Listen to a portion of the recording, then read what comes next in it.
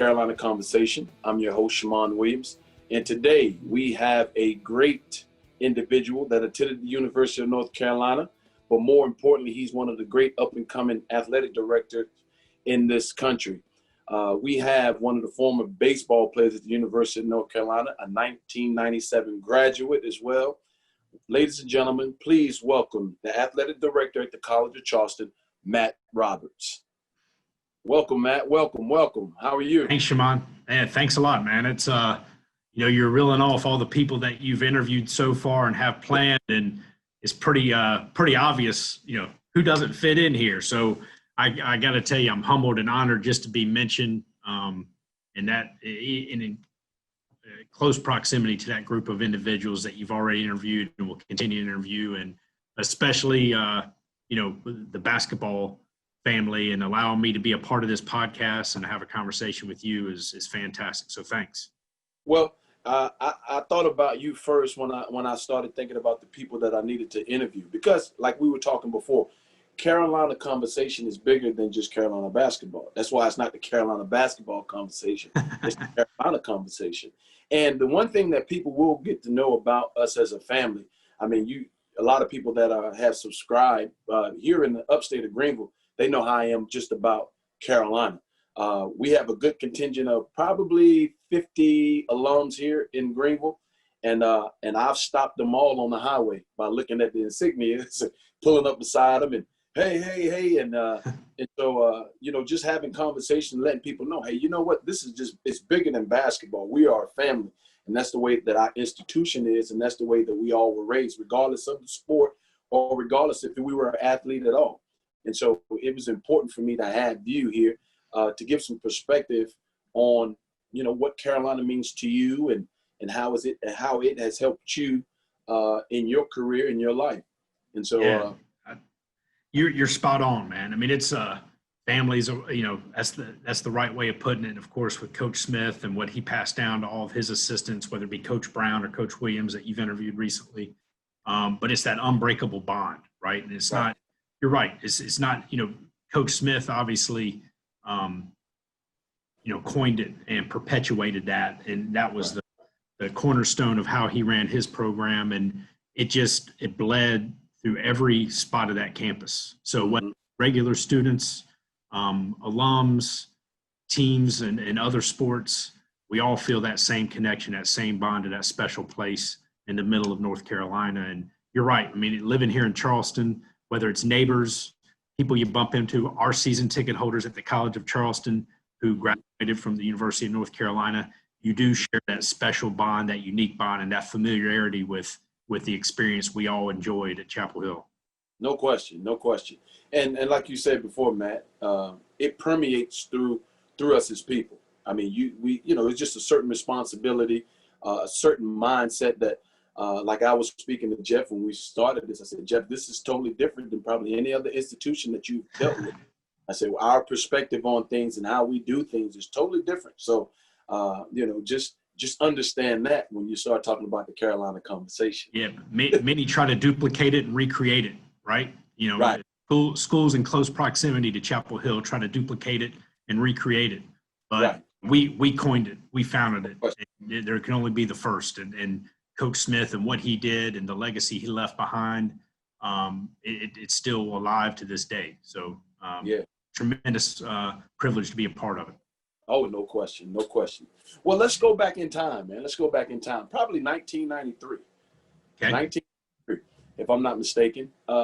What made you choose to go to the University of North Carolina? Well, those that have known me for a long time will know this. Look, I grew up not being a Tar Heel and a North Carolina fan. I grew up in the town of Wake Forest. Okay. They're north of Raleigh. And, my family and my dad, they were all big Georgia fans, University of Georgia fans. My mom went to the University of Georgia. But when you live in North Carolina, you got to pick and choose who you're going to pull for. Is it going to be North Carolina, Duke, NC State, and being in the town of Wake Forest, Wake Forest as well. But really in the triangle, North Carolina, Duke, NC State. So, my family, my dad in particular, his dad went to NC State. I grew up going to NC State basketball games, especially in the 80s with the Valvano era. And then I kind of followed Duke a little bit, and they're on set and their Final Four runs, and I was anything but a Tar Heel and a North Carolina fan. But I got an opportunity from former baseball coach Mike Roberts, no relation or affiliation, but Coach Roberts gave me an opportunity to walk on as a recruited walk-on at the University of North Carolina. And Dick Bedour at the time, helped me in writing letters of recommendation to get in. And that's kind of where my love turned to Chapel Hill. And I knew I could have gone to some smaller schools and played ball, but my degree was more important. I knew I wasn't good enough to make baseball a life choice for me or a career choice. So Chapel Hill is where I decided to go to school. And it from the time I stepped on campus, that light blue blood just starts to ooze through your body. And those other schools were long gone favorites and are now mortal enemies when it comes to competition. So, that's how I decided. It gave me a chance to go to one of the best schools in the country and scratch that, baseball itch that I still had and walk on and be a part of that program as a walk-on. And then, I wasn't good enough to remain a player on the team, but Coach Roberts gave me a chance to remain as an undergrad assistant coach and working with Roger Williams and the pitchers and Chad Holbrook. And that's really where my love for athletics and collegiate athletics blossomed, is through that opportunity that Coach Roberts gave me. That's awesome. That's awesome. I mean, this shows how mature you were at a young age. I mean, listen to how you chose to go to play baseball. And then, like you said before, you began to transition out of baseball. Usually at that time in college, a lot of individuals with that, I call it athletic adversity, usually don't transition as well as you did. So making that transition into being a coach on the baseball team while you were still in school, did that further your love, saying, hey, you know what, I want to take a direction into athletic administration? Well, really not at that time. At that time, there was a couple things. One, my buddies and guys I hung out with and, went to the street with and all, they were my friends, right? They were my classmates. They were the same age, but I had to, learn that line of demarcation too, right? Of being similar age, but you're in the coach's locker room. So with that comes a certain amount of privilege and responsibility. So I had to learn then in college how to separate, friendships from work and responsibility, trust, and all those things. So that's helped me throughout my career without a doubt. But I thought a lot of, all along with my junior and senior years, I was still helping with the baseball team, that I wanted to become a coach. Okay. And as I got closer to graduation, I just decided that just wasn't the path for me. I didn't want to do the recruiting grind and all those type of things, but I still wanted to be involved in college athletics. So Dick Bedour, who took over for John Swafford at the time, about the time Coach Smith retired, gave me an opportunity as an intern in the ticket office. So that was my introduction into athletic administration, and I haven't looked back since. Yeah. Well, I'll say this. This is the second time that I've heard you say this name, Mr. Bedour. I mean, that's my guy. Yeah, man.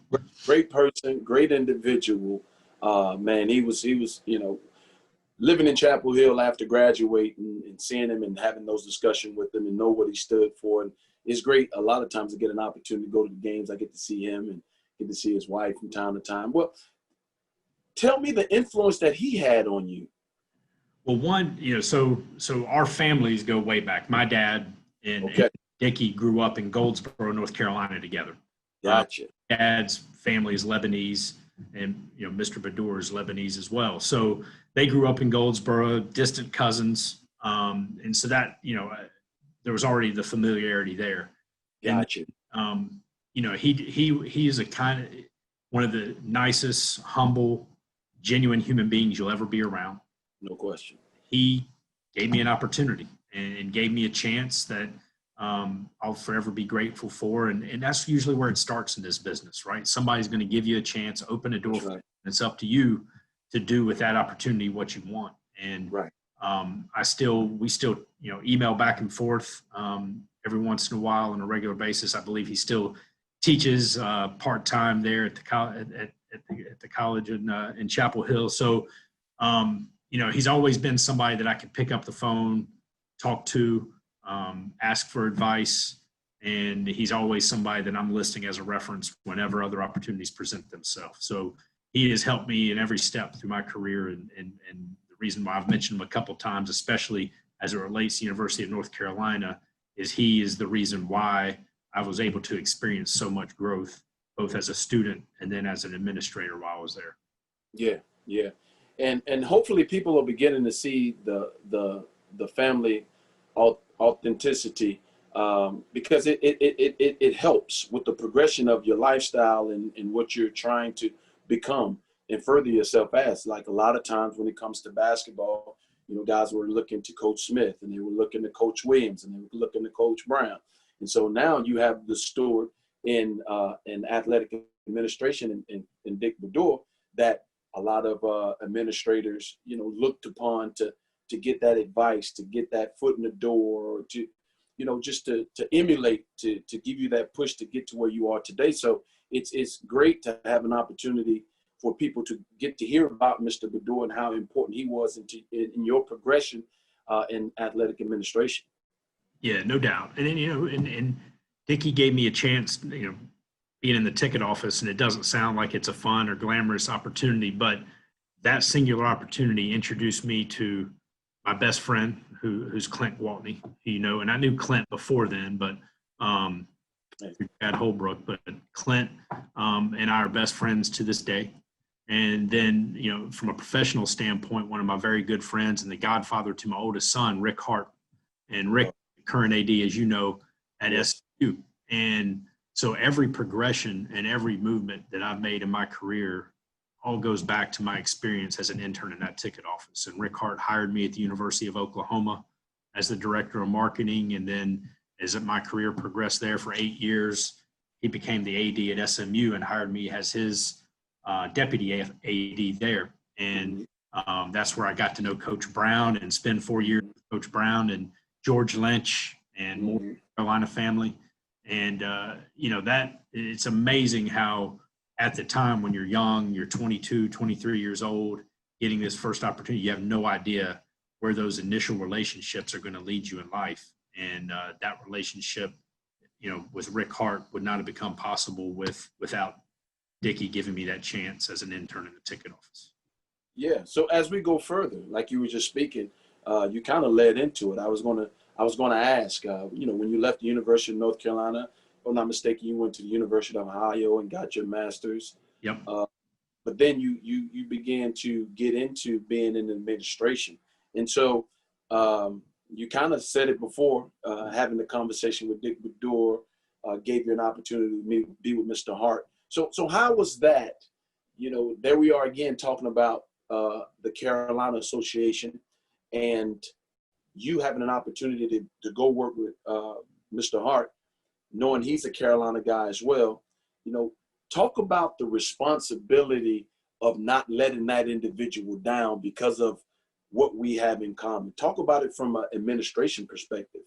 Yeah, well, look, you have these bonds, right? And you have this trust and you have this mutual respect. And, when we were both in North Carolina, we're, you're working all these events, you're working these games, you're having a great experience going to Final Fours and, Right. Doing all the things you do behind the scenes to help make sure the fans have a great experience and all that. And working long hours, not getting paid much. So you just kind of create this unbreakable bond amongst yourselves.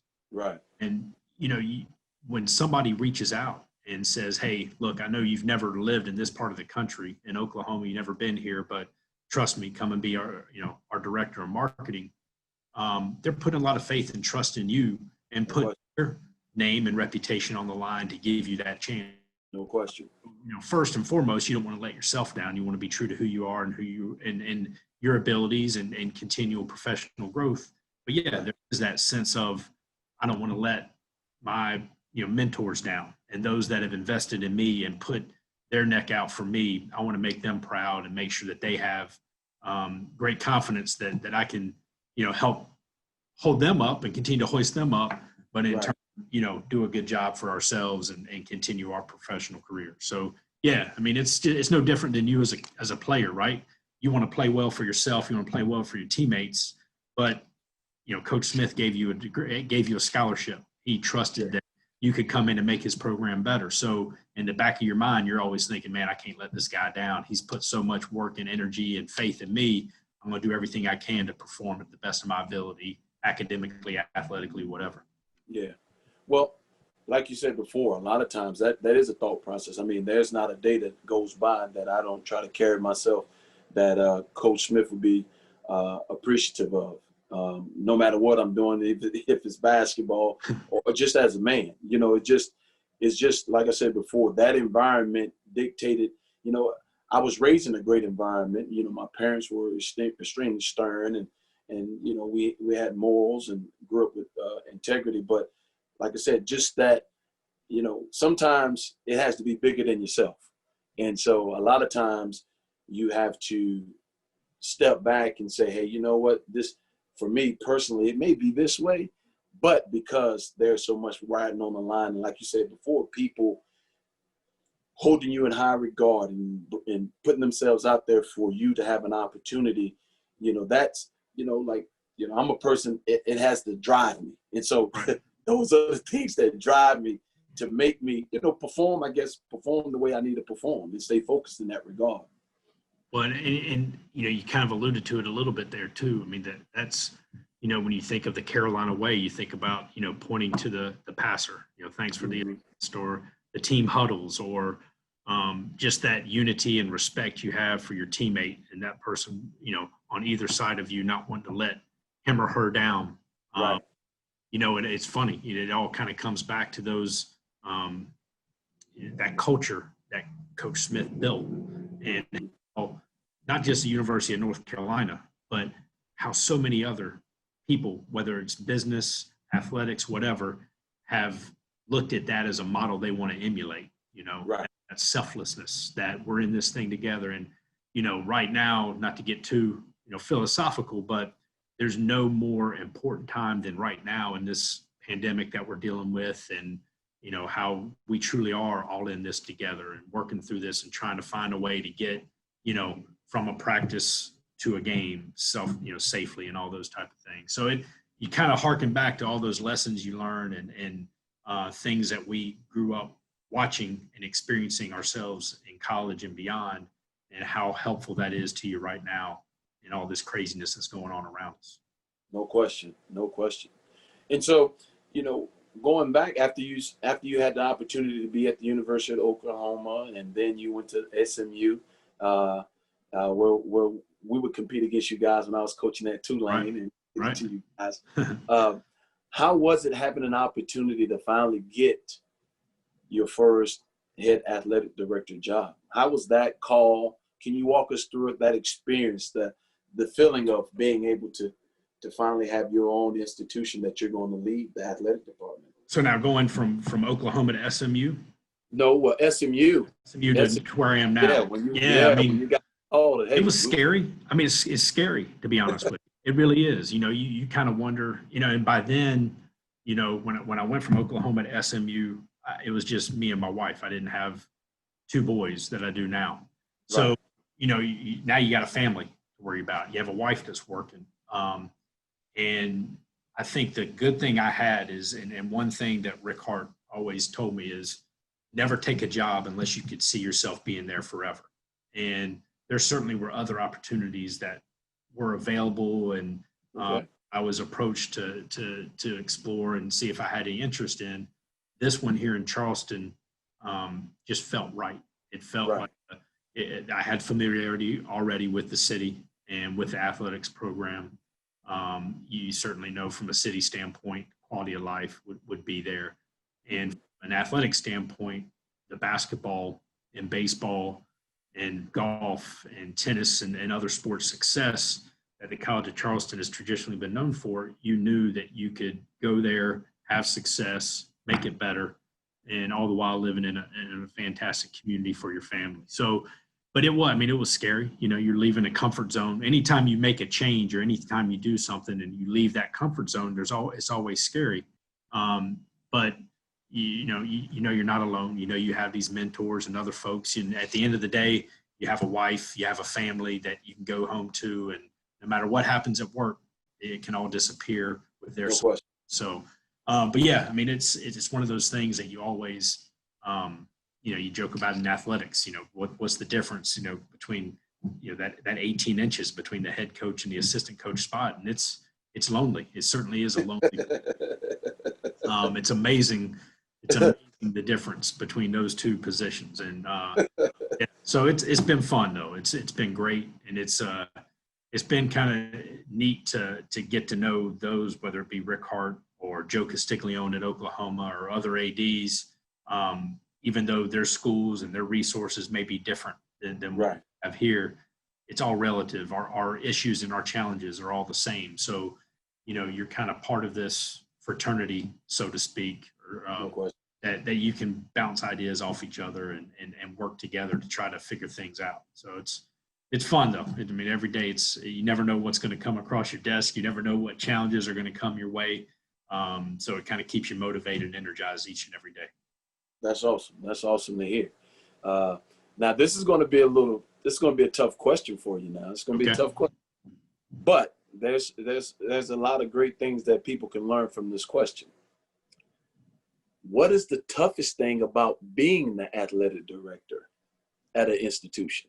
Yeah, I mean, it's, I mean, the word, it truly, and Rick Hart told me this, it is lonely. It is a lonely position, because, you have so many folks, so many people. You have, 17 head coaches, 360 student athletes, all looking at you for direction and leadership and answers. And, you have to try to take in all those needs and put that into what is best for the department, for the institution, and allow your people to just go out and do their thing and work. And yeah, I mean, I think the most challenging thing is getting used to being the boss. Like, I don't see myself as an athletic, and I tell our staff all the time, we were, we're fortunate this year in basketball to be able to have 1,500 fans in our arena.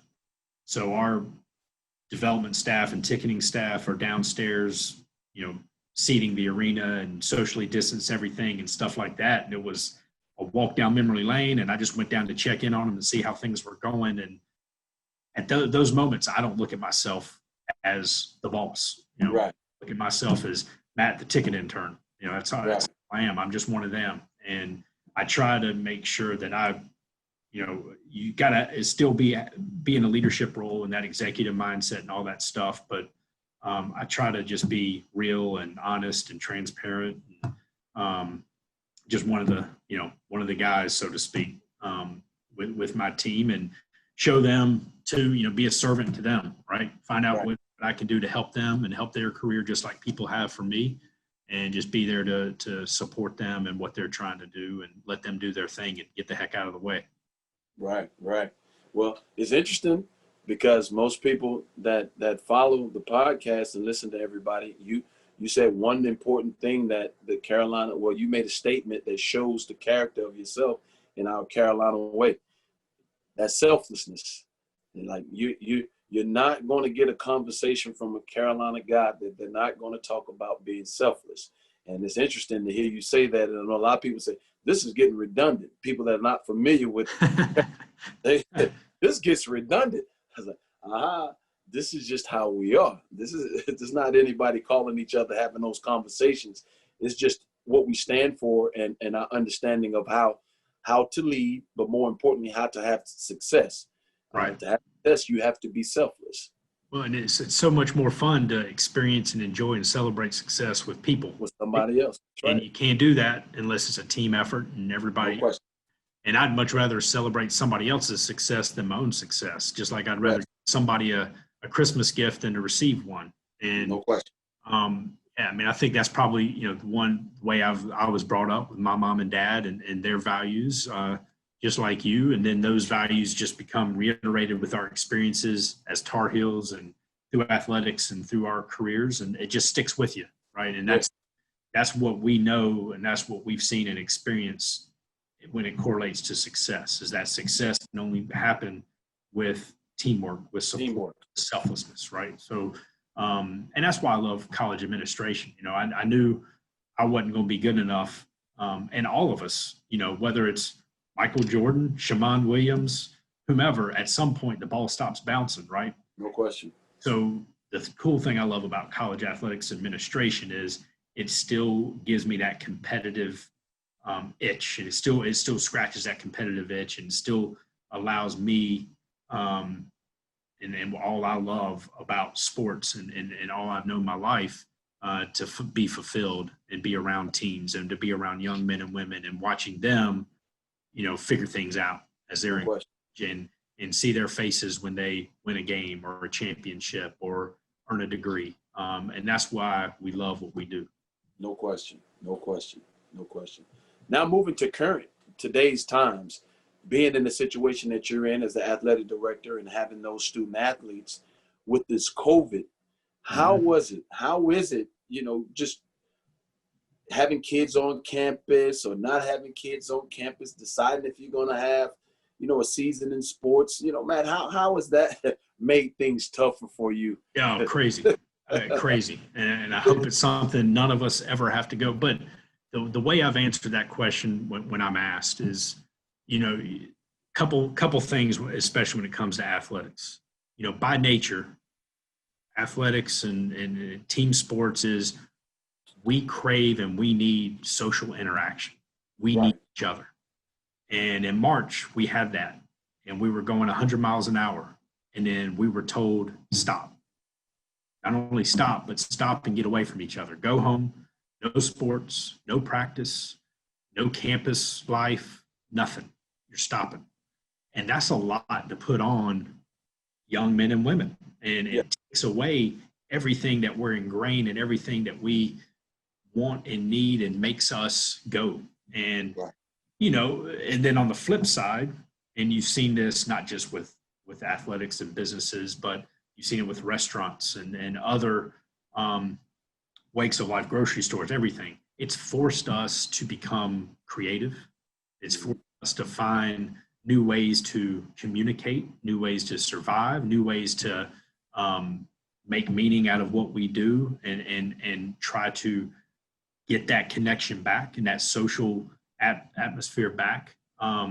So, you know, I think at the end of this, and the way I look at it, my perspective is whenever we get to whatever this new normal will be on the other side of this pandemic, I think those of us that have been able to look at the positives and continue to work, continue to try to be creative in whatever industry we work in, we're going to be better because of it. Because now we're going to have more things in our toolkit that we wouldn't have had otherwise. So COVID has kind of forced us into doing some things, whether it's how coaches recruit and having to recruit. And we just had National Signing Day yesterday. Well, it's just signed a bunch of kids they didn't get necessarily see play in person, but yet signing day came, kids signed, and they're coming to college next year. So it showed us that, yeah, there can be another way. It may not be the way we want. It may not be the way it'll ever be, but we've made it happen. We've gotten through things. You know, football teams are playing. You know, there's cancellation. Sure, things aren't the same. Sure, there's not as many fans in the stands, but we're getting back slowly to that reality. And in 13 days, you know, God willing, and hopefully no COVID outbreaks, you know, we'll get on a bus and we'll head up to Chapel Hill and we'll open up the basketball season in the Smith Center. But there won't be any fans there, so it'll be weird, right? But we'll be playing basketball, and you know, that's something that from the time we stopped in March until, you know, hopefully on November 25th, that we've been eyeing at and hoping would come. And it made us also kind of reassess what success is too, right? You go from success being to win in a championship to, man, I just want to practice. I just want our basketball team to be able to be here in July and practice with our coaches. I just want our soccer and volleyball teams to be able to practice. And then you kind of focus on, now it's coming close to what will be our first competition. That North Carolina game will be the first competition of any of our teams since the NCAA shut everything down in mid-March. And that'll be an important day for the College of Charleston, because we haven't had fall sports yet. We haven't had a competition whatsoever. And then taking that to the following Saturday, it'll be the first home competition with some fans in the stands that we've had since baseball and softball in mid-March. So those are some milestones that we've been eyeing, hoping that we can get to, and we'll be sure to celebrate it because a lot of work, a lot of anxiety, a lot of support from our medical community and our trainers and all that have gone in, and then the kids, what they've had to go through, what we've asked them to go through to get to this point, to be able to just play is going to be so important. And it'll be you'll see a big smile on my face because I know how much that's going to mean to our kids and our coaches. No question. No question. I think you said some great things about, trying to navigate this new pandemic and this environment, being able to adapt and be innovative, to continue, progressing. Can't be stagnant. Right. Have to continue progressing. And so it sounds like, well, I know that you've done a great job in doing that at the College of Charleston. And so the one hypothetical question that I like to ask you, and I think it's important, and it's not to put you on the spot, but if there was a telephone call one day, and I know that you're extremely happy where you are today, but if the telephone call came to ask you if you were interested in being the athletic director at the University of North Carolina, how would that feel? I'm not going to ask you if you would take the job. That's right. not a Sure. Because you may not take the job, may not be interested in that job, but how would it feel? Well, first of all, I hope it would be because Bubba Cunningham is retired and been there for a long time and, Yeah. and gone to do what he would want to do on his own accord, because he's done an unbelievable job of taking North Carolina to even a greater height than even imaginable. Look, any AD, no matter where they are right now across the country, if somebody calls and says, hey, the North Carolina job is open, and would you be interested? They would like to know if you'd be interested in applying for it. Even that. I don't think you would find an AD around the country that would not be humbled and honored to have their name associated with that opportunity, without a doubt. And I think that's because of how highly regarded the University of North Carolina is amongst college athletic administrators coast to coast. Right. So it's one of those jobs that any AD would raise their eye. They could be at Ohio State, they could be at Texas, they could be wherever. No question. It would pique their interest, and at the very least, they would be humbled to be associated with that opportunity. So, man, just to be, just to have my name mentioned at any point with that level of an opportunity would be, it would mean that I've done something right at least during my career. And, there it is. That it would certainly would, it would make me smile, and certainly would be something that I would take as a compliment. Compliment. Yes. Well, the reason that it led me to ask is because, that's where you went to school. That's where you graduated from. And for it to have an opportunity for it to come full circle. Just like you said before, people to respect the things that you've done, and that opportunity presents itself. Just how would it feel? And so, you said what I thought that you would say, just being appreciated, because a lot of times in this environment, it's not really, who really wants you. It's about just being appreciated where you are, and people appreciating the work that you've done. Yeah, and you don't always, I didn't grow up, or you don't grow up looking for compliments or wanting those, or wanting the attention of, a pat on the back or a job well done. But when it comes, we're human though too, right? When it comes around unsolicited, and it's always flattering, and it's always appreciated, and it kind of humbles you a little bit, and makes you pause and reflect on some of the things you've done and the successes you've had, which we never do, right? We never sit back and say, man, I've done this, and this, or we've done this, and this. But when those rare opportunities come around, it does. It kind of gives you an opportunity to sit back and reflect on where you started and where you've come. Yeah, yeah. That's awesome, man. That's awesome. So my last question to you, Matt, my last Okay. question, you have to go into the archives, man. You got to All go right. into the archives. What's your greatest moment in attending the University of North Carolina? Greatest moment in attending the University of North Carolina. Yeah, you are.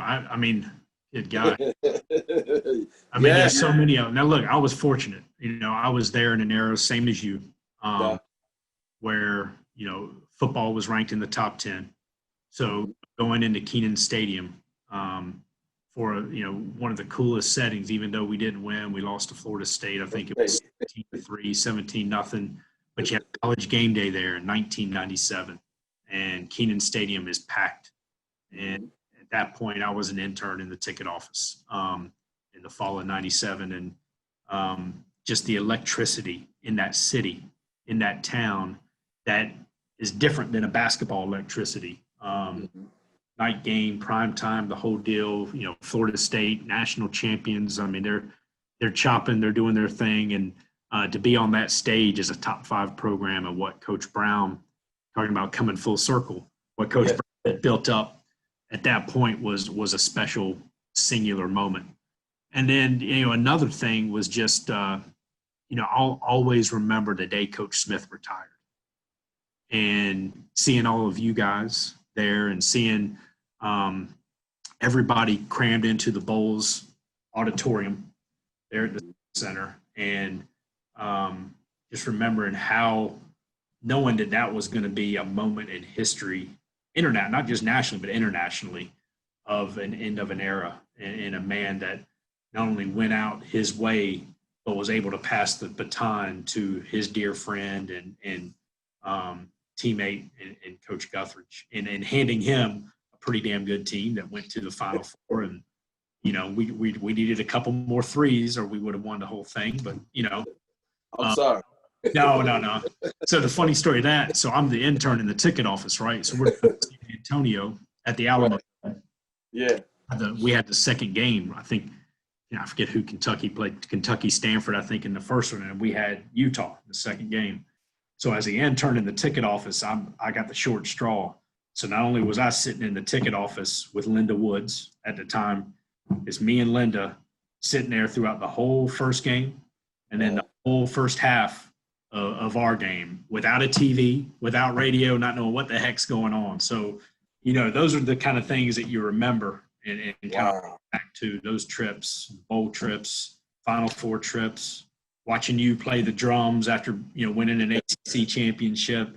You just kind of remember those type of moments and those things. And of course, you know, any game in the Smith Center, when that place is rocking, and, you know, you see Vince Carter dunking over, you know, Tim Duncan. You see all these unbelievable players play, come and go, and come in and out. It's hard to pick just one. It's impossible to pick just one. There's so many of them that you can just scatter. You know, I could sit here and talk to you for 4 hours about great moments and great experiences being a Tar Heel. But the two main ones, would have to be, you know, that College Game Day football, Florida State, and then just this Coach Smith retirement. Those are some pretty iconic moments for me. Yeah, I tell you, when you said that, it almost brought me to tears. It almost brought me to tears. Did y'all even have an idea that was coming? Matt, no, we had practice. Well, it was the first day of practice, and so we had our mile run. Okay. Yeah. So after the mile, you make the mile run, then you make the team, and so after we did the mile run, Coach Smith said, he asked me, Shammond, do you want to have a meeting immediately, or do you guys want to go and take showers and then come back and have a meeting? And I didn't think anything of it. So Mactar and I talked, and we was like, hey, we just had a meeting right now. And so we went to the Smith Center, and we went down to the locker room, and we were sitting there, you know, everybody just having a good time, you know, just, you know, really we were really excited and happy because we had ran our last mile. Right. Last mile. I mean, you dread this thing the whole time, right? You got your time, you What? got to make it. Yeah. Butterflies churn is worse than playing in a game. Yeah. No question, Matt. No question. And so, we were just, everybody was in a good place. And then Coach Smith and Coach Guthridge and staff walked in. And when Coach Smith walked in, it's like he had changed dramatically in that 10 to 15 minutes it took us to get from the soccer field to Smith Center. And, he made the statement. He said, guys, I'm going to resign as the head coach of the University of North Carolina. So at that point in time, in my head, I heard what he said, but because of the conversations that we had when he recruited me, because he said that he would be there my 4 years. Right. That was one thing that we had discussed between myself going to Carolina or going to Kentucky or somewhere else. And so,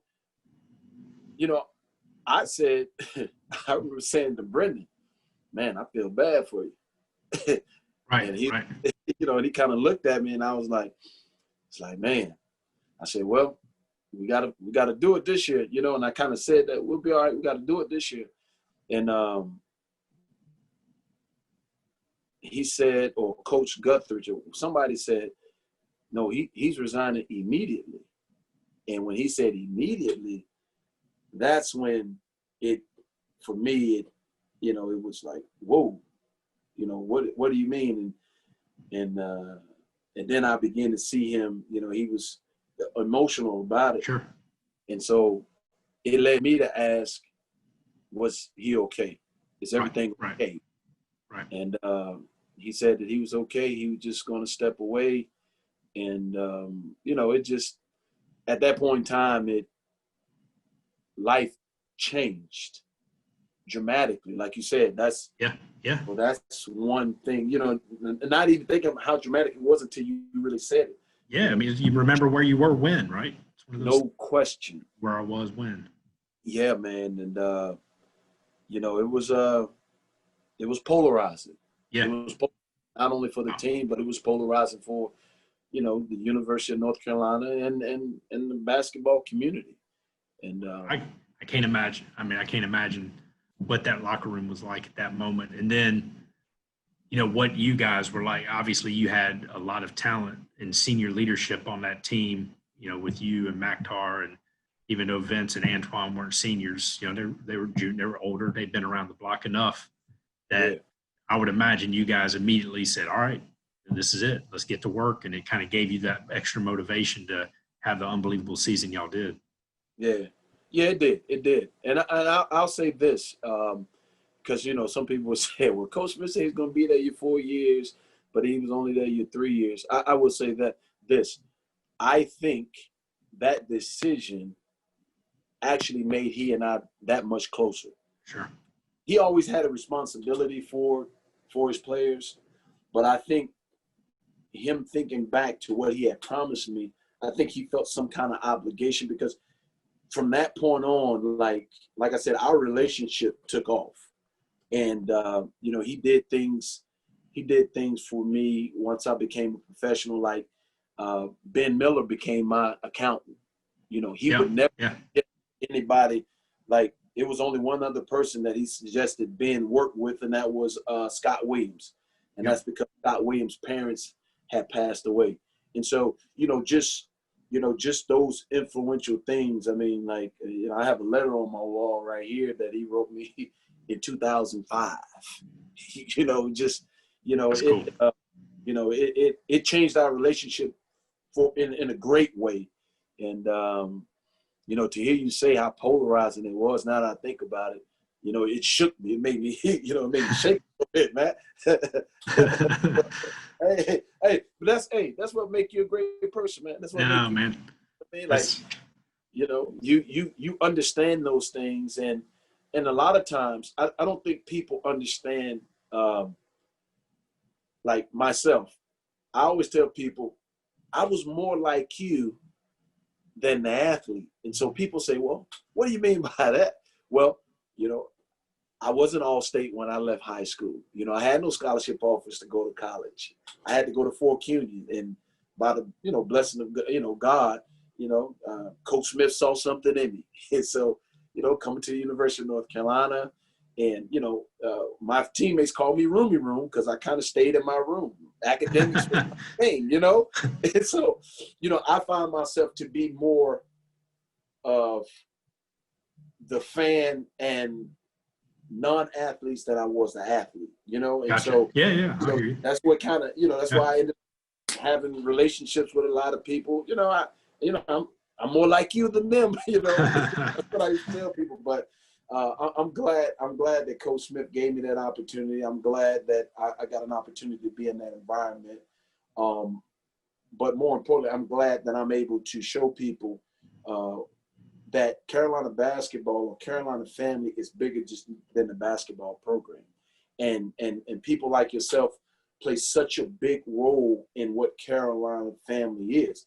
And a lot of times you don't get appreciated. You know, you're behind the scenes in most people's eyes. And I think that there's always times when you have an opportunity to give people their roses, because the Carolina basketball, Carolina basketball without people like yourself, because you're in positions, and like you said, like Mr. Hart and guys like that, you help push the environment and the family and opportunities for others, that, you know, that the tree continues to grow and branch off. So I want to say, Matt, thank you for your part in that. And we appreciate having you on the podcast, man. We appreciate it a great deal. Yeah, it's been a privilege, man. Thanks so much for reaching out, and had a great time, and look forward to following all the rest of your conversations with the Carolina family. Yeah, man. And I'll say this at the end: make sure, all you Carolina contingent, when you're in the city of Charleston, make sure you go down there and support the College of Charleston Cougars in their athletics, whatever's going on that day, be it a softball game, volleyball game, baseball game. Whatever's going on, make sure you go down there and you support the Cougars, because we have one of our own down there that's leading that program, and he's doing an outstanding job. Ladies and gentlemen, let's welcome again and say thank you to the Matt Roberts.